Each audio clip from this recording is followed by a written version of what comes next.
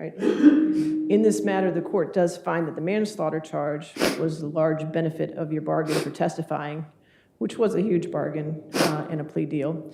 You could have been facing life plus 3 years, and now the maximum I can sentence you to today is 10 years. That's clearly a trade for your cooperation with the Commonwealth and what the Commonwealth offered. And you accepted that along with the Commonwealth's recommendation for time served, which is not an agreement, and as you know, not binding on the court, as we discussed at length at your plea. The reduction of the charge is a mitigation. I have watched your interviews and I watched you testify, and I just cannot find any further mitigation factors for your case. You may not have come up with a plan, agreed, and an older man may have groomed you to a point, but I want to list for the record the facts that I cannot equate with accepting a time-served recommendation. These are aggravating factors either not fully captured or not reflected in the sentencing guidelines. Number one, until today, you have shown no empathy for the victim in this case. Number two, you were more involved with the plan than you testified to. First off, there were numerous postings on social media platforms and text platforms looking for a target, texting and speaking directly with Joseph Ryan, encouraging him to bring the knife, and ultimately through the phone conversation, getting his consent, knowing all along you were bringing him to his death. Lying to Christine and setting up the plan for the zoo, using her devices and hiding her phone, using a child as a pawn in your plan, waiting outside for Joseph to show up, calling Mr. Banfield to bring him to the scene, and at any point for at least the month prior or that day, you could have stopped this. The plan did not work without your full involvement. Number three, having the loaded firearm in your pocket. Number four, bringing a child into the basement knowing two people were about to be murdered, to include the child's mother.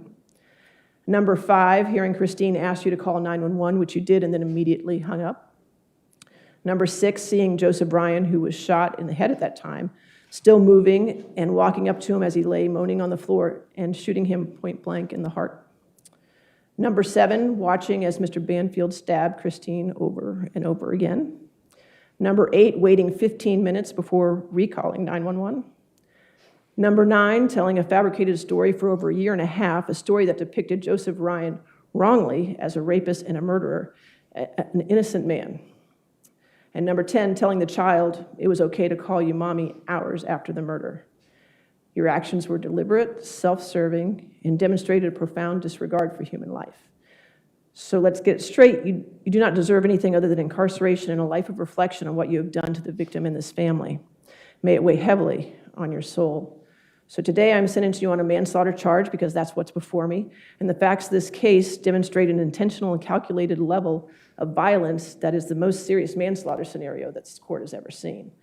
Therefore, I do sentence you to 10 years in the penitentiary, as required by Virginia Code 19.2, 295.2. After you've completed your 10-year sentence, I will order an additional 2 years suspended, and you will be placed on probation pursuant to Virginia Code 19.2, 303. Since you have been convicted of a felony in Virginia, a sample of your DNA will also be drawn for the state police database. Are there any questions, Mr. Campbell? All right, anything further in this case?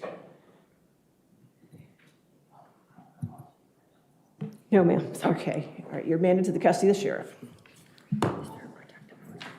I believe that completes the docket. Is that correct? I believe so. Okay. Court will be in recess. All rise.